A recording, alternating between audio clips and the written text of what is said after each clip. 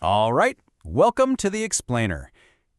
It's easy to think of the digital world as, well, magic, but it's not. It's architecture. Every single app, every website is basically a city built from pure logic. So today, we're going to meet the architects behind it all and take a look at the blueprints they used to build our digital reality. And that really is a powerful way to look at it, isn't it? Think about it. Every digital tool you touch, from your phone to your laptop, is like this incredibly intricate city. But it's not built from steel and concrete. It's built from logic. So the people drawing up the plans, laying those logical foundations, we're going to call them the digital architects. Okay, let's dive into Section 1, the digital architects.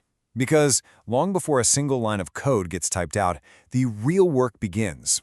The planning for this massive digital metropolis. And this is really what separates a simple script from truly sophisticated software. You see, behind every one of these digital structures, there's a plan, a really detailed plan. But it's not sketched on paper, it's written in pure, hard logic. So what do these logical blueprints, what do they even look like? Which brings us to Section 2, Blueprints and Building Blocks. And just like in real-world construction, a digital architect really needs two main things, a solid design and the materials to actually build it. In the world of programming, these things have very specific names. So, the main blueprint for any programmer, that's the algorithm. And it's so much more than just a to-do list. An algorithm is the elegant, step-by-step recipe for solving one particular problem. If you get the algorithm right, you've got a solid foundation. If you get it wrong, well, the whole thing comes crumbling down. Okay, so what about the building materials? Well, programmers work with two fundamental things, data and information. And you have to understand, this distinction is absolutely critical. Think of it like this. Data is just the raw stuff. A pile of bricks, a coil of wire. It doesn't mean anything on its own. But information? That's the finished room. It's what you get when an architect takes all that raw data and gives it structure, context, and purpose. Let's look at a quick example. Here we've got some inventory data for a store. You see the product name, the model, the price. Right now, this is all just raw data, a list of facts. But the second we apply a simple algorithm to it, say one that compares units sold, bam, we get information. The Galaxy S23 is the best-selling product. See that? The architecture's turned a pile of random numbers into actual business intelligence. So where do we keep all this raw data? Well, in really simple containers. We use variables for data that can change, like the water level in a tank.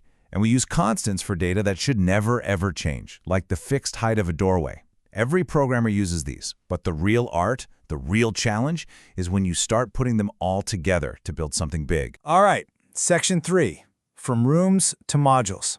So once programmers had their blueprints and materials down, the next huge challenge was scale.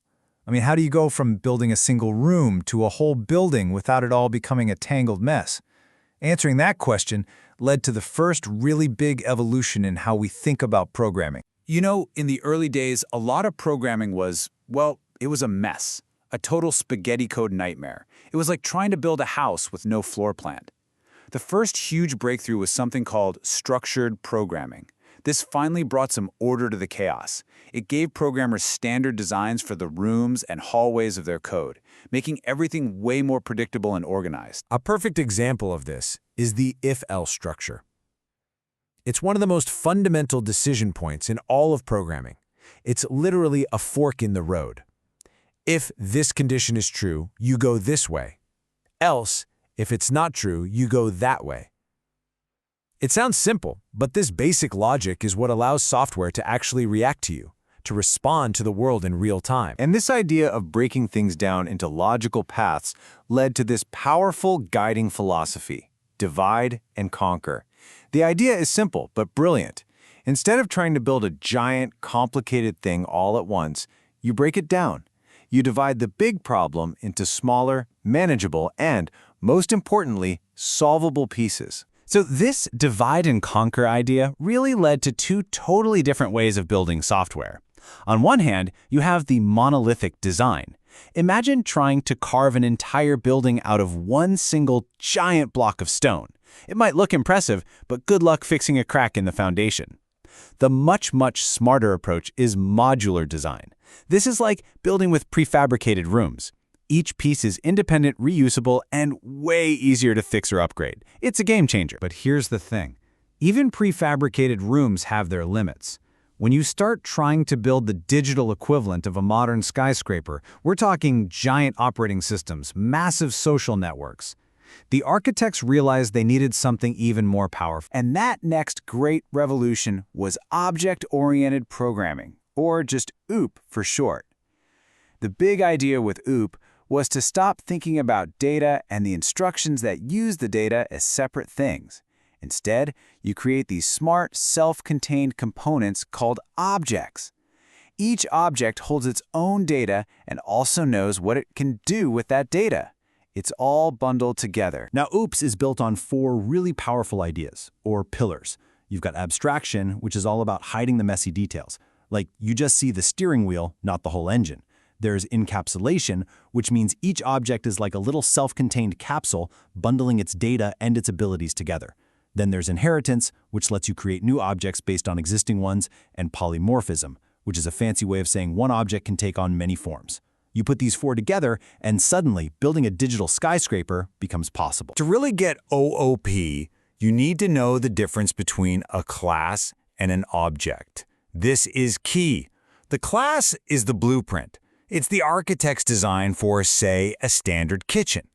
The object, on the other hand, is the actual thing built from that blueprint. It's the specific kitchen that gets installed on the 12th floor.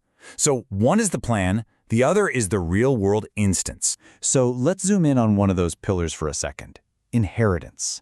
This one is a huge deal for efficiency. It lets architects create these logical hierarchies. Basically, you can create a brand new blueprint that automatically gets all the features of an existing one, and then you just add your own special tweaks on top. It's all about not reinventing the wheel. And the core logic behind it is, well, it's just beautifully simple. Think about it like this. A lion is an animal, right? That is-and relationship is everything. It means our lion blueprint automatically inherits everything an animal can do, like eating and sleeping. And then it just adds its own special thing, roaring. This simple concept is an absolute cornerstone of reusing code. And sometimes a certain feature belongs to the blueprint itself, not to the individual things you build from it. These are called static attributes. Let's go back to our kitchen analogy. If the blueprint, the class, says all kitchens must have this specific brand of oven, then every single kitchen object we create will have that exact oven. It's a rule that belongs to the blueprint, not the individual kitchen. Okay, section 5, why this architecture matters. So we've gone on this whole journey, right? From laying single bricks all the way to designing these massive interconnected skyscrapers. So let's just step back for a moment and really ask, why does this evolution in thinking matter so much for the world we live in today? When you look at it this way, you're really seeing the story of programming itself. We literally started by laying one brick at a time with simple instructions. Then, we moved up to creating standardized room layouts with structured code. From there, we started using prefabricated sections with modular code. And finally, today, we're designing these huge, smart, interconnected systems with object-oriented thinking. It's an amazing progression. And this, right here, is the heart of it all. This evolution in thinking is what makes our incredibly complex digital world possible. At the end of the day, programming isn't just about typing commands into a computer. It's a discipline. It's the art of managing complexity. Every single leap forward we've talked about was just a new, better strategy for our digital architects to build bigger, smarter, and more reliable worlds for all of us. So that leaves us with one last fascinating question to chew on. We've seen the role evolve from a bricklayer to a systems architect. So, what comes next? What's the next great paradigm shift? And maybe, more importantly, what will the builders of tomorrow's digital world even be called? Something to think about. Thanks for joining me on this explainer.